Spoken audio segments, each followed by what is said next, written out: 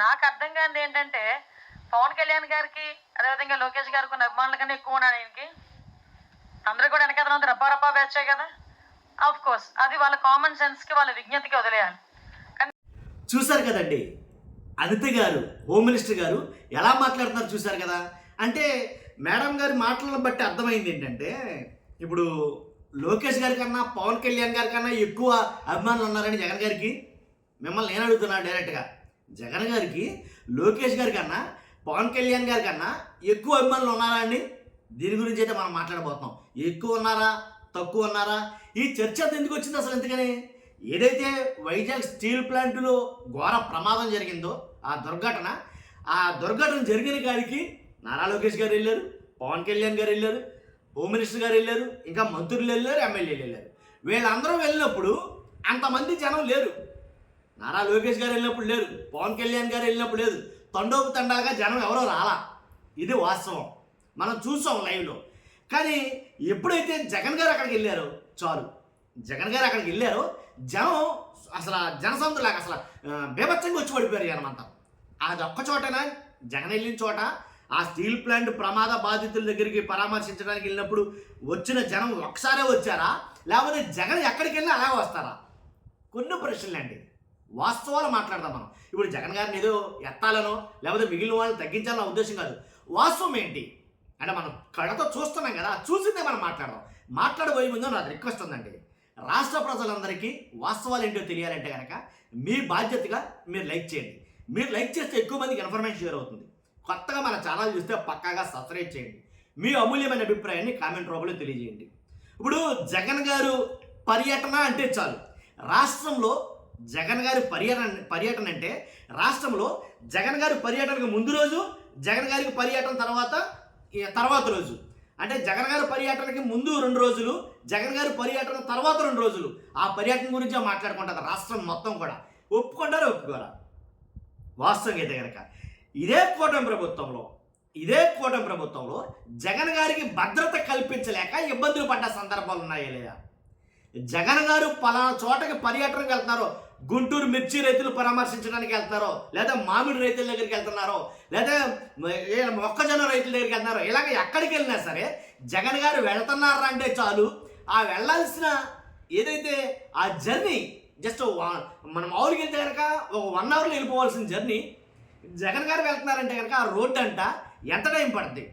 7 గంటలు 8 గంటలు పట్టిన సందర్భాలు లేవా? 6 గంటలు 7 గంటలు పట్టిన సందర్భాలు లేవా? అంటే జగన్ గారికి ఎక్కువ ఉన్నట్టు అభిమానులు, లోకేష్ గారికి ఎక్కువ ఉన్నట్ట? అంటే జగన్ గారికి ఎక్కువ ఉన్నట్టు అభిమానులు, పవన్ కళ్యాణ్ గారికి ఎక్కువ ఉన్నట్ట? ఒక్కసారి మిగిలిన మాటలు మనం మాట్లాడుకున్నాం. సెక్యూరిటీ కల్పించకపోవడం, భద్రత కల్పించలేకపోవడం, ఏంటి చెక్ పోస్టులు పెట్టినా సరే, రోడ్లు తవ్వేసినా సరే ఎలా వెళ్ళిపోతారో జనం, అవన్నీ మనం మాట్లాడుకుందాం. మాట్లాడుకోబోయే ముందు నేను సరదాగా ఈ విషయం నాకు అనిపించినప్పుడు నేను గూగుల్లో ఏఐలో కొట్టానండి. ఏఐని అడిగా, ఏమని జగన్ గారికి ఉండే జనాదరణ అసలు నిజంగా ఉందా లేదా అని ఏఐని అడిగా. అడిగితే కనుక వాళ్ళు అంటే జగన్ గారి జనాదరణ పొందిన నాయకుల గురించి ఒకసారి అడిగా. తర్వాత ఇంకా చెప్తాను నేను, భారతదేశంలో జనాదరణ పొందిన నాయకులు ఎవరో అని అడిగితే అది టైప్ చేసినటువంటి పేర్లు చెప్తా. Mahatma Gandhi, Narendra Modi, Atal Bihari Vajpayee, Jawaharlal Nehru, Sardar Vallabhbhai Patel, doctor BR Ambedkar, doctor APJ Abdul Kalam భారతదేశంలో జనాదరణ పొందిన నాయకులు ఎవరు. తర్వాత భారతదేశం కాకుండాను ఎవరైతే తెలుగు రాష్ట్రాల్లో జనాదరణ పొందిన నాయకుల గురించి కూడా నేను అడగలా, కానీ తనే ఆన్సర్ ఇచ్చింది. ఏమని? తెలుగు రాష్ట్రాల్లో జనాదరణ పొందిన నాయకులంట నందమూరి తారక రామారావు గారు, అంటే ఎన్టీఆర్ గారు, ఏంటి తర్వాత వైఎస్ రాజశేఖర రెడ్డి గారు, second place YS Rajasekhara Reddy గారు జనాదరణ పొందిన నాయకుల గురించి నేను చెప్తున్న మాట కాదు, ఏఐ గూగుల్ ఇచ్చిన ఇన్ఫర్మేషన్ ఇది. ఒకసారి అంటే సరదాగా చెప్తున్నాను మీకు. అసలు అంటే నందమూరి తారక రామారావు గారు first place, second place YS Rajasekhara Reddy గారు, థర్డ్ ప్లేస్ పివి నరసింహరావు గారు, ఫోర్త్ ప్లేసు నారా చంద్రబాబు నాయుడు గారు. మరి జగన్ గారు ఎక్కడంటే కనుక నారా చంద్రబాబు నాయుడు గారి కంటే కిందే ఉన్నారు ఆయన. జగన్ గారు 5th ప్లేస్ వచ్చింది. జగన్ గారు డాక్టర్ వైఎస్ జగన్మోహన్ రెడ్డి గారు. నేను చెప్పేది అబద్ధం కాదు, మీరు చెక్ చేసినా ఇదే వస్తుంది ఆన్సర్. ఒకసారి మీ గూగుల్లో కొట్టి చూసుకోండి ఒకసారి. తర్వాత డాక్టర్ వైఎస్ జగన్మోహన్ రెడ్డి గారు తర్వాత కె చంద్రశేఖరరావు గారు, తెలంగాణ మాజీ ముఖ్యమంత్రి కేసీఆర్ గారు, తర్వాత ప్రజెంట్ ముఖ్యమంత్రి తెలంగాణ రేవంత్ రెడ్డి గారు వీళ్ళ పేర్లు అయితే కనుక చూపించింది. నాకు చాలా ఆశ్చర్యం అనిపించింది. ఏం చూపిస్తుంది ఇదా డేటా అని చెప్పి. తర్వాత ఇక్కడ నేను ఒక మాట చెప్పాలి. చంద్రబాబు నాయుడు గారు 4th ప్లేస్లో ఉన్నారు. 1 2 3 4 4th ప్లేస్లో ఉన్నారు. జగన్ గారు 5th ప్లేస్లో ఉన్నారు.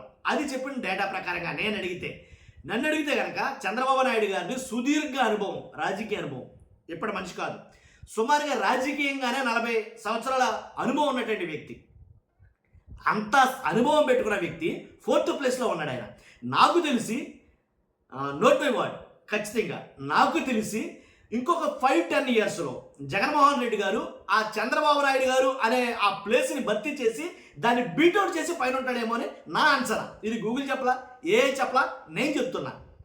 నా అంచనా ప్రకారంగా ఎప్పుడైతే 4th ప్లేస్ ఉన్న చంద్రబాబు నాయుడు గారు ఆయన్ని దాటుకుని వెళ్తాడు ఇంకో 10 ఇయర్స్లో జనాదరణ విషయంలో నేను మాట్లాడుతున్న మాటలు. కాబట్టి ఎంతేకాదు ఇంకా నేను చాలా ఇన్ఫర్మేషన్ అయితే అడిగా ఏఐని. కాబట్టి ఎందుకు అసలు జగన్ గారికి అంత జనాదరణ ఉందా లేదా, జనాదరణ ఉంటే ఏంటని అడిగితే అది కొన్ని ఇన్ఫర్మేషన్ నాకు ఇచ్చిందండి. కొన్ని ఏంటంటే అది ఆంధ్రప్రదేశ్ మాజీ ముఖ్యమంత్రి వైఎస్ఆర్ కాంగ్రెస్ పార్టీ వైఎస్ఆర్సీపీ అధినేత వైఎస్ జగన్మోహన్ రెడ్డి గారికి ప్రజల్లో బలమైన జనాదరణ ఉంది. గూగుల్ చెప్తున్నమాట, జనాదరణ ఉంది. ఆయన తండ్రి మాజీ ముఖ్యమంత్రి వైఎస్ రాజశేఖర రెడ్డి మరణానంతరం చేపట్టిన ఓదార్పు యాత్రలు, ప్రజా సంకల్ప యాత్ర ద్వారా ఆయన ప్రజలకు దగ్గరయ్యారు.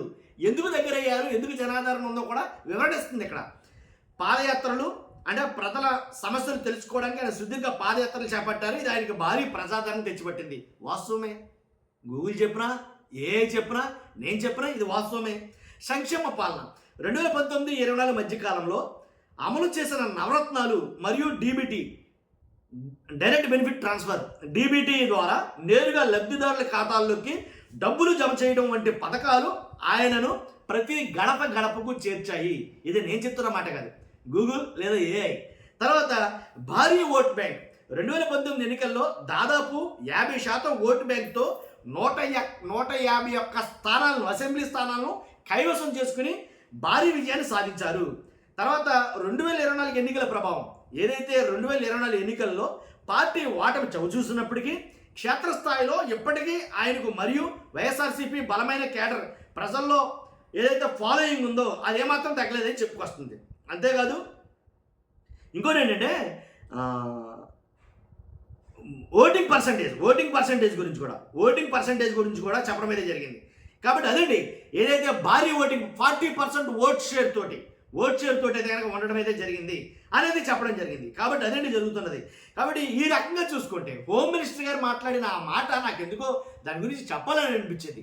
అంటే ఎవరికి ఎక్కువ అభిమానులు ఉన్నారో, పవన్ కళ్యాణ్ గారికా, లోకేష్ గారికా, వాళ్ళ అభిమానుల ముందు మీ అభిమానులు ఎంత అని జగన్ గారిని మాట్లాడుతూ జగన్ గారికి పెద్ద అభిమానులు లేరని హోమ్ మినిస్టర్ గారు చెప్తా ఉంటే మరి అధికారంలో ఉన్న వాళ్ళు కాబట్టి ఆ మాత్రం అసలు వాళ్ళే జగన్ గారు బయటకు వెళ్తా ఉంటే మేము కల్పించలేమన్న సందర్భాలు ఉన్నాయి. సెక్యూరిటీ గుర్తుంది కదా, ఎక్కడికి వెళ్ళాలన్నా సరే 10 నిమిషాల ప్రయాణానికి 10 గంటలు పట్టే పరిస్థితులు ఏర్పడ్డాయి చాలా సందర్భాల్లో. కాబట్టి అలాంటప్పుడు జగన్ గారికి జనాదరణ ఉన్నట్టా ఏంటా, ఎవరికి ఎక్కువ అభిమానులు ఉన్నట్టు?